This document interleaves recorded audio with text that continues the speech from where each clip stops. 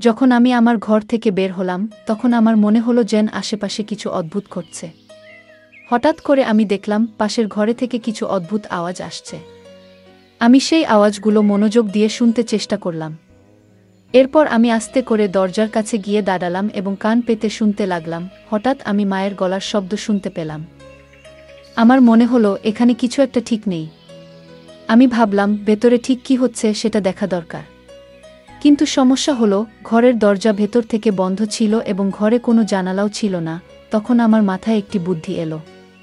আমি আস্তে করে এক চোখ বন্ধ করলাম এবং তালার চাবির ছিদ্র দিয়ে ভেতরে দেখার চেষ্টা করলাম। আমি যা দেখলাম তা আমাকে স্তম্ভিত করে দিল। আমি লক্ষ্য করলাম মা এবং চাচা একসাথে এমন কিছু করছেন যা আমার ধারণার বাইরে ছিল। তারা খুব কাছাকাছি বসেছিলেন, যেন কোনো গোপনীয় বিষয় আলোচনা করছেন। মায়ের চোখে অদ্ভুত এক মায়া আর চাচার মুখে একরকম দুষ্টু হাসি ছিল। এই দৃশ্য দেখে আমার হৃদয় ভারী হয়ে উঠল। আমি ভেতরে ভেতরে অস্বস্তি অনুভব করছিলাম।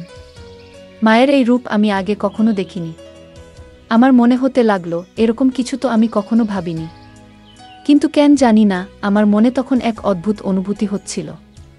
ভেতরে যেন একটা অস্বস্তি কাজ করছিল। এরপর আমার মাথায় এক নতুন চিন্তা এলো। চাচার প্রতি মায়ের আচরণ আমাকে গভীরভাবে নাড়া দিয়েছিল। আমিও তো একদিন চাচার সাথে কিছুটা সময় কাটাতে পারি। এক অদ্ভুত উত্তেজনা আমার হৃদয় ছুঁয়ে গেল। নিজেকে প্রমাণ করার জন্য আমারও তো সুযোগ আসতে পারে। আমি ভেতরে ভেতরে ভাবতে লাগলাম কিভাবে এই কাজটা আমি করব। একদিকে ভয় আর অন্যদিকে অজানা ভাবনা। এই দ্বিধার মাঝে আমি ধীরে ধীরে নিজের পরিকল্পনা তৈরি করতে থাকলাম। গল্পের মজা উপভোগ করুন এবং শুনতে থাকুন আমাদের বাংলা অডিও স্টোরি চ্যানেল। বন্ধুরা, যদি এখনও আমাদের চ্যানেল সাবস্ক্রাইব না করে থাকেন তাহলে দয়া করে এখনই সাবস্ক্রাইব করে নিন। আজ আমি আপনাদের নিজের গল্প বলবো। আমার নাম রাগিনী। আমরা শহরে থাকি। আমাদের ছোট্ট পরিবারে আমি আর আমার মা একসাথে থাকি। তবে 2 বছর আগেও আমাদের পরিবারের অংশ ছিলেন আমার বাবা। একটি মর্মান্তিক গাড়ি দুর্ঘটনায় আমরা বাবাকে চিরদিনের জন্য হারাই। বাবার মৃত্যুর খবর শুনে তার খুব ঘনিষ্ঠ বন্ধু মনোজ চাচা আমাদের দেখতে আসেন। কিছুদিন আমাদের সঙ্গে থেকেও যান। তবে জরুরি কাজের কারণে তাকে ফিরে যেতে হয়। যাওয়ার আগে তিনি আমাদের প্রতিশ্রুতি দিয়েছিলেন যে তিনি সবসময় আমাদের পাশে থাকবেন। আমার বাবার মৃত্যুর পর মনোজ চাচাই ছিলেন একমাত্র ব্যক্তি যিনি আমাদের পরিবারের সঙ্গে গভীরভাবে জড়িয়েছিলেন। ছোটবেলা থেকেই তিনি আমাদের বাড়িতে আসতেন। বাবা মায়ের খুব কাছের বন্ধু ছিলেন। তার সঙ্গে আমাদের সম্পর্ক এতটাই গভীর ছিল যে তিনি শুধুমাত্র বাবার বন্ধু নন, আমাদের পরিবারের একজন সদস্য বলেই মনে হতো। আমি যখন ছোট ছিলাম তখন মনোজ চাচা প্রায়ই আমাদের বাড়িতে আসতেন এবং আমার জন্য চকলেট নিয়ে আসতেন। আমি খুশিতে তার গলায় ঝাঁপিয়ে পড়তাম এবং তার সঙ্গে খেলায় মেতে উঠতাম। তবে এখন আমি 19 বছর বয়সী, বড় হয়ে গেছি। আর সেই শৈশবের খেলা কৌতুক ধীরে ধীরে কমে গেছে। তবুও আজও যখন চাচার সঙ্গে দেখা হয় আমি তাকে আলিঙ্গন করি। বাবার মৃত্যুর পর থেকে মা খুবই একা হয়ে গেছেন। আমি জানি না তিনি আবার আগের মতো সুখী হতে পারবেন কিনা। তবে যখনই চাচা আমাদের বাড়িতে আসেন মায়ের মুখে এক আনন্দ ফুটে ওঠে। এটা দেখে আমার মনে হয় আমি মায়ের দুঃখ কখনো মেনে নিতে পারবো না। আমি সিদ্ধান্ত নিয়েছিলাম মাকে আর কখনো একা বা দুঃখী হতে দেব না। আমার মা এখন 40 বছর বয়সী, কিন্তু তাকে দেখলে 25 বছরের কোনো তরুণীর মতোই লাগে। যখনই আমরা মা মেয়ে একসঙ্গে বাজারে যাই সবাই এমনভাবে তাকায় যেন আমরা 2 বোন। মায়ের সৌন্দর্য আর স্মার্টনেস দেখে অনেকেই অবাক হয়ে যায়।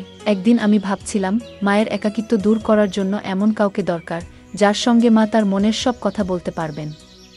কিন্তু এমন মানুষ কে হতে পারে?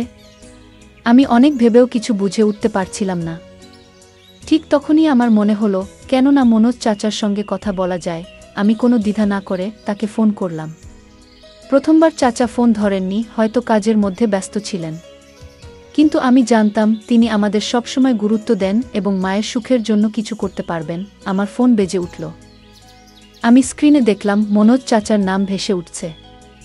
আমি খুব খুশি হলাম এবং দ্রুত কল রিসিভ করলাম। কল ধরতেই চাচা বললেন, সরি বেটা, একটু আগে একটা মিটিংয়ে ব্যস্ত ছিলাম তাই তোমার কল রিসিভ করতে পারিনি। আমি হাসতে হাসতে বললাম, কোনো সমস্যা নেই চাচা, আপনি ফোন করেছেন এতটুকুই যথেষ্ট। চাচা মৃদু হাসি দিয়ে বললেন, আর তোমার সঙ্গে কথা বলবো না তো কাকে বলবো? এই পৃথিবীতে তুমিই তো আমার আপন। বন্ধুরা, আপনাদের জানিয়ে রাখি, মনোজ চাচা এখনও বিয়ে করেননি এবং একাই থাকেন। আমরা সবাই তাকে অনেকবার বিয়ে করার জন্য বলেছি, কিন্তু তিনি কখনোই এ বিষয়ে সিরিয়াস হননি। এরপর আমি বললাম, চাচা, যদি কিছু মনে না করেন, আমি আপনাকে একটা কথা বলতে চাই। চাচা বললেন, বলো বেটা, কি বলতে চাও? আমি বলতে শুরু করলাম, চাচা, বাবা আমাদের ছেড়ে যাওয়ার পর থেকে মা খুবই একা হয়ে গেছেন। তিনি কারো সঙ্গে ঠিকমতো কথা বলেন না, খাওয়া দাওয়া ভালোভাবে করেন না। আপনি কি কিছুদিনের জন্য আমাদের সঙ্গে থাকতে পারেন? চাচা কিছুক্ষণ চুপ করে রইলেন। তারপর বললেন, কেন নয়? আমি যেমন আমার বাড়ি থেকে অফিস যাই, তেমন তোমাদের বাড়ি থেকেও যেতে পারবো। এটা বলার কি আছে? আমি আনন্দে অভিভূত হয়ে ফোনটা রেখে দিলাম। খাবার খেতে আমরা টেবিলে বসেছিলাম। তখনই দরজায় কড়া পড়ল। আমি দৌড়ে গিয়ে দরজা খুললাম। সামনে মনোজ চাচা দাঁড়িয়েছিলেন। মা তখনও চুপচাপ টেবিলের পাশে বসেছিলেন। চাচা মায়ের দিকে তাকালেন, কিন্তু মা তার দিকে একবারও দেখলেন না। এরপর চাচা নিজের ঠোঁটের উপর আঙুল রেখে আমাকে চুপ থাকার ইশারা করলেন। আমি তার ইশারা বুঝে চুপ হয়ে গেলাম। চাচা ধীরে ধীরে মায়ের পেছনে গিয়ে দাঁড়ালেন এবং তার 2 হাত দিয়ে মায়ের চোখ ঢেকে দিলেন। মা আস্তে আস্তে চোখ খোলার চেষ্টা করছিলেন। তাকে এইভাবে চেষ্টা করতে দেখে মনোজ চাচা হেসে বললেন, বলতো কে? আমাকে চিনতে পারো? মা মুহূর্তেই চাচার গলার স্বর চিনতে পারলেন এবং বললেন, মনোজদা। দাদা, আপনি কখন এলেন? চাচা মায়ের চোখ থেকে হাত সরিয়ে বললেন, আমি তখনই এসেছি যখন দেখলাম তুমি মন খারাপ করে বসে আছো। আমি লক্ষ্য করছিলাম চাচার উপস্থিতিতে মা কতটা খুশি হয়ে উঠেছেন। তার মুখে যেন এক অদ্ভুত প্রশান্তি এসেছে, যেন সমস্ত টেনশন মুছে গেছে। তখন চাচা বললেন, মমতা, এবার থেকে আমি সবসময় তোমাদের সঙ্গেই থাকব, আর কখনো তোমাদের ছেড়ে যাব না। বন্ধুকে একা রেখে তার কষ্ট দেখার মতো মানুষ আমি নই। বন্ধুত্বের ঋণ তো বন্ধু শোধ করবেই। মনোজ চাচার এই কথা শুনে মা ভীষণ খুশি হলেন যে এবার থেকে চাচা সবসময় আমাদের সঙ্গে থাকবেন। আমরা সবাই একসঙ্গে বসে খেতে লাগলাম এবং অনেক কথা বললাম। সেদিন আমরা সবাই এক ঘরে শুয়ে পড়লাম এবং রাতভর গল্প করতে করতে সময় কাটালাম। পরের দিন সকালে চাচার অফিসে যাওয়ার কথা ছিল, তাই তিনি আগে ঘুমিয়ে পড়লেন। আমি তার পাশে বসে গল্প করছিলাম, আর কখন ঘুমিয়ে পড়েছি টের পাইনি। সকাল কবে হলো বুঝতেই পারিনি। মা সকালে উঠে নাস্তা বানিয়ে ফেলেছিলেন, আর চাচা তৈরি হয়ে গেলেন। আমরা সকলে একসঙ্গে নাস্তা করলাম। তারপর চাচা অফিসে চলে গেলেন। এভাবে আমাদের দিনগুলো কাটতে লাগলো। আমি চাচাকে বাবার মতোই মনে করতে শুরু করলাম। সত্যি বলতে তিনি আমার নিজের বাবার চেয়েও বেশি গুরুত্ব পেতে লাগলেন, কারণ তিনি আমাদের সঙ্গে ছিলেন, আমাদের খেয়াল রাখছিলেন। এক রাতে আমি আমার ঘরে শুয়েছিলাম। হঠাৎ খুব খারাপ একটি স্বপ্ন দেখলাম। সেই স্বপ্নে আমার বাবাও ছিলেন। আমি ভীষণ ভয় পেয়ে ঘুম থেকে উঠে পড়লাম। আমার কপাল দিয়ে ঘাম ঝরছিল, গলা শুকিয়ে যাচ্ছিল। তাই আমি পানি খেতে চাইলাম, কিন্তু দেখলাম আমার জগটা পুরো ফাঁকা। আমি ভাবলাম রান্নাঘর থেকে পানি নিয়ে আসি। জগটা হাতে নিয়ে ঘরের দরজা খুলে বাইরে বেরোলাম এবং রান্নাঘরের দিকে হাঁটা শুরু করলাম। রাতে আমি পানির জন্য রান্নাঘরে যাচ্ছিলাম। মায়ের ঘর আমার পাশেই ছিল এবং তারপরে মনোজ চাচার ঘর। যখন আমি চাচার ঘরের সামনে দিয়ে যাচ্ছিলাম, তখন একটা মৃদু শব্দ শুনতে পেলাম। প্রথমে ভেবেছিলাম হয়তো চাচা টিভি দেখছেন, তাই বেশি গুরুত্ব না দিয়ে আমি সামনে এগিয়ে গেলাম। কিছুক্ষণ পরে সেই শব্দগুলো আরও স্পষ্ট আর জোরে শোনা গেল। এবার আমার কৌতূহল জাগল। চাচার ঘরের সামনে এসে আমি দাঁড়িয়ে পড়লাম। ভালো করে শোনার চেষ্টা করতেই বুঝতে পারলাম মা যেন কিছু বলছেন। আমি ভাবলাম, এত রাতে মা আর চাচা এক ঘরে কি করছেন? তখনই আমার মাথায় একটা বুদ্ধি এলো। আমি দরজার তালার ছিদ্র দিয়ে ঘরের ভেতরটা দেখার চেষ্টা করলাম। এক চোখ বন্ধ করে তালার ফাঁক দিয়ে যখন ভেতরটা দেখলাম, তখন আমি অবাক হয়ে গেলাম। আমি ভেতরে যা দেখলাম তা আমাকে বিস্মিত করে দিল। মনে হচ্ছিল এমন কিছু আমি কখনো কল্পনাও করিনি, যা আমার নিজের জন্যই অস্বস্তিকর ছিল। আমি নিজেকে শান্ত করার চেষ্টা করছিলাম, কিন্তু কিছুক্ষণের মধ্যেই আমি অসচেতন হয়ে পড়লাম। পরে দেখলাম মা বিছানায় শুয়ে আছেন এবং মনোজ চাচার সঙ্গে কথা বলছেন। মা বললেন, মনোজদা, এবার থেকে আমাদের ছেড়ে কোথাও যেও না। চাচা মায়ের হাত ধরে বললেন, তোমার আর রাগিনীর খেয়াল রাখার দায়িত্ব এখন থেকে আমার। এই কথাগুলো শোনার পর আমি ধীরে ধীরে নিজের ঘরে ফিরে এলাম। রান্নাঘর থেকে পানি নিয়ে এসে শুয়ে পড়লাম, কিন্তু ঘুম আর এলো না। বারবার মনে সেই দৃশ্য ভেসে উঠছিল।